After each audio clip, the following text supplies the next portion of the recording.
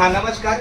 शास्त्रकर मनपा लोपरा मराठी शाळेमधील माझ्या बालवाडी आणि लोकरा शिक्षकांना माझा नमस्कार.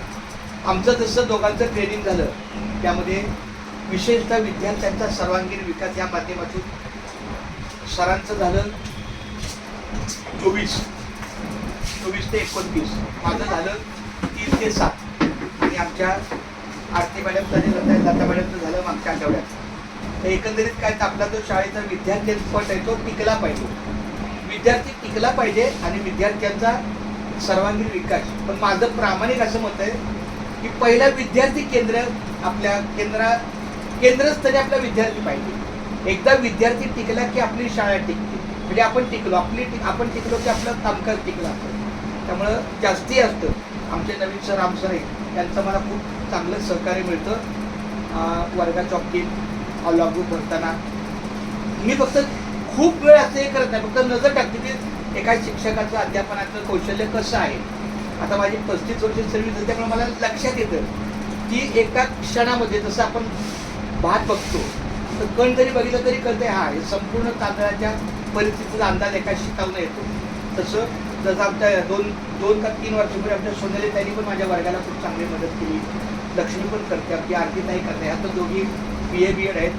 त्यामुळं महिन्याची वार्षिक सभा या माध्यमातून फक्त मला एवढंच सांगायचं आहे की आज जी परीक्षा झाली नाही त्याचाच जूनचा पूर्वार्ध आहे. आज जी परीक्षा झाली पायाभूत साक्षरता आणि संख्याज्ञान, मला वाटतं हे शब्दप्रयोग फक्त वेगळे आहेत पण मूळ हेतू काय, अक्षर ओळख आणि अंक ओळख. हा सगळ्या गाभा, आता तुम्ही परवा जे ट्रेनिंग पाहिलं सगळ्याचं एकच गाभा आहे की अंकाचं ज्ञान त्याला पाहिजे आणि अक्षराचं ज्ञान त्याला पाहिजे. एकदा त्या मुलाला 1 अंकीपासून दशक अंकापर्यंत संख्या समजली की त्याला 11 म्हणजे 1.1 एकक, 12 1.2 एकक असं अशा पद्धतीने, आणि अक्षर कळली की त्याला शब्द कळतात. म्हणून तर ती स्टेप आहे. प्रथम अक्षर, नंतर शब्द, नंतर वाक्य आणि नंतर उतारा, नंतर परिच्छेद, असा तो चढता क्रम आहे. तर सगळ्यात महत्त्वाचं म्हणजे त्याला अंक आले पाहिजे आणि अक्षर आले पाहिजे, ह्यावरच तो भर आहे. तर माझा प्रयत्न असाच आहे की भले तुमचा 1-2 धडा अपूर्ण राहिला तरी चालेल, पण पहिलं अक्षर ज्ञान आणि अंक ओळख महत्त्वाचे आहे. आणि त्यामुळंच आता त्यांनी ते प्रशिक्षण घेतलेलं आहे.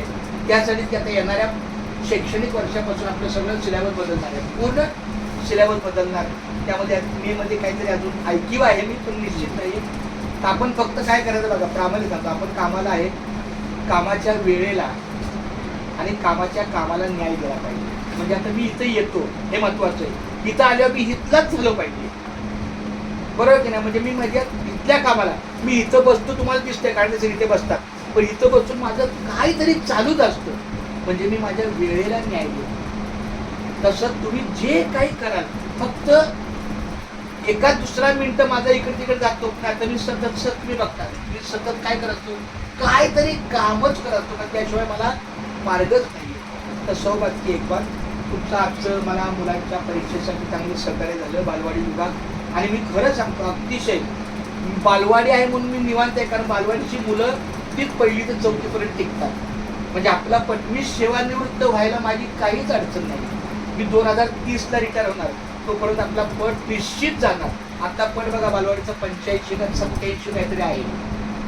मग मला सांग तो जर कंटिन्यू केला, आता जी मिनी KGची मुलं आहेत ती 3 वर्षांनी 1लीला येतील, ज्युनियर KGची ती 2रीला येतील, सिनियर KGची 3रीला येतील आणि आता जो 1लीचा आहे तो 4थीला जाईल. म्हणजे थोडक्यात 2030 पर्यंत आपली निश्चित पटसंख्येची काय अडचण आहे, पण असं सातत्य राहावं, बरोबर ना. खूप छान, धन्यवाद तुमचं वेळोवेळी मला सहकार्य. आणि बघा आता आपल्या अस्वलेबाई नाही आहेत तरी काही नडतंय का, काहीच नडत नाही. रामकृष्ण हे आले गेले त्याहून जग का ओसची पडले, इथं पुन्हा वाचून काहीच अडचण नाही. माझं सुद्धा असलं नसलं तरी सुरुवातीला थोडं वाटेल नसलं आपलं, पण एकदा रहाट गाडीला चालू झाले की आपण आपल्या कामात असतो. तो खूप छान, धन्यवाद. आज चौघांनी मला चांगलं सहकार्य केलं. राम सरांनी अतिशय चांगलं 1ली 2री 3री 4थी ते 4ही वर्गात त्यांचं सतत लक्ष. आणि मला खूप का आनंद वाटतो माहिती का, हे TV सतत चालू करतात म्हणजे याचा अर्थ त्यांची टेक्नॉलॉजी चांगली आहे. टेक्नॉलॉजीमुळे काय होतं, मुलांना सतत एक शब्दाचा अंकाचा अभ्यासाचा थोडासा दृक्श्राव्य साधन त्यामुळं अधिक सोपं जातं शिकवण, बरोबर की नाही. आपली तोंडाची जी वकवक आहे, बडबड आहे, ती कमी होते. लक्षात घ्या. म्हणजे आपलं आरोग्य चांगलं राहण्यासाठी स्मार्ट टी व्ही हा खूप आपल्यासाठी परिणामकारक आहे. बालवाडीचं सुद्धा आता होईल, आता ह्या 1-2 महिन्यामध्ये बालवाडीला पण एक टी व्ही येणार आहे. आम्ही काही लिंक भरून त्यांनी आम्हाला सांगितलं की एक टी व्ही निश्चित येणार आहे, कारण त्याच्यासाठी त्यांच्या वेगळ्या ॲक्टिव्हिटी असेल. त्यामुळे तुम्हाला सगळं साधन सामुग्री पुरवलं जाईल. आता तुम्हाला अधिक ॲक्टिव्ह असणं गरजेचं आहे. परवा तुम्ही त्या ट्रेनिंगमध्ये बघितलं, मी यांचे व्हिडिओ वगैरे पाहिले, खूप चांगले ॲक्टिव्ह, म्हणजे ॲक्टिव्ह पण यांचं खूप चांगलं आहे. मुलांच्या दृष्टीनं आपलं ॲक्टिव्ह राहणं अतिशय चांगलं आहे. फक्त तर माझं काय झालं आहे, काही प्रशासकीय कागदोपत्री आहेत हे महत्त्वाचं असेल तरच. इथं आपल्याला मुलांचं ऑप्शन नाही आहे. समजा तुमचं आता लॉगबुक नाही भरलं तर मुलं काय करतील, मुलांचं काय कारण सांगायचं. तुमचंच काम आहे ना ते लॉगबुक भरणं, किंवा त्यांचे 2-3 मुलं गैरहजर आली, परीक्षा नाही आली, मग काय, मग आपलं त्यांना फोन करणं, त्यांच्या मागं लागणं, त्यांचं अपडेट घेणं. हां बोला ना. सकाळची आपण बालवाडीत बनवणार होतो ना, हां रिस्पॉन्स पालकांचा नाही आहे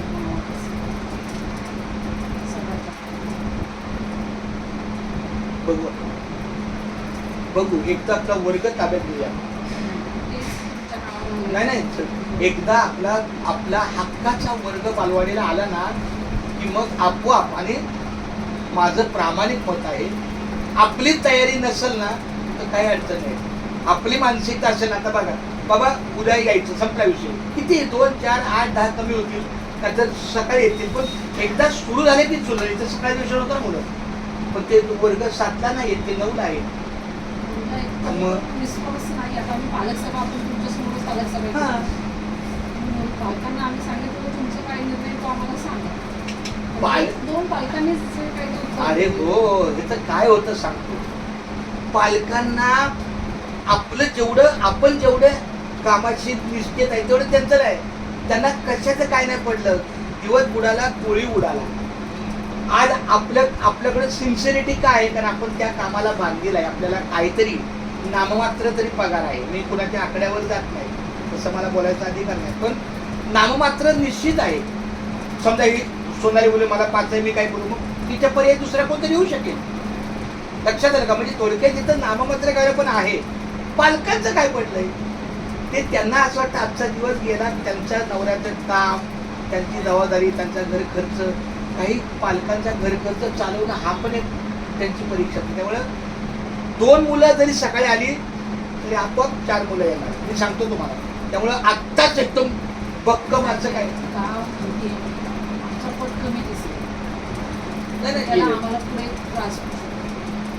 एका वाक्यात बोलू, एका मीटिंग नाही होणार. त्यासाठी सतत 15 हा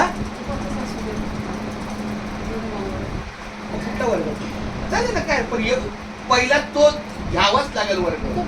आभार. बघू आपण काहीतरी करू. त्यांनीच सुरू केलं सगळं. मला पालकांचा रिस्पॉन्स हवा असं मिळेना झालंय, आणि मला पालक इंटरेस्ट वाटतच नाही. अहो सकाळी 26 जानेवारी 15 वाजता बोलवलं तरी मुलं नाही, पण होतंय तसं काही.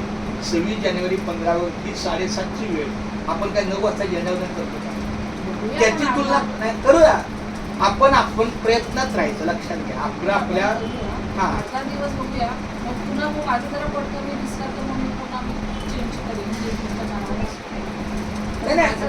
ठीक, बघू ना कसं. मला पुढे त्रास होतो. खूप छान आमच्या लता मॅडमनी अतिशय चांगल्या पद्धतीनं बालवाडीचा विषय काढलेला आहे. खूप धन्यवाद. हा.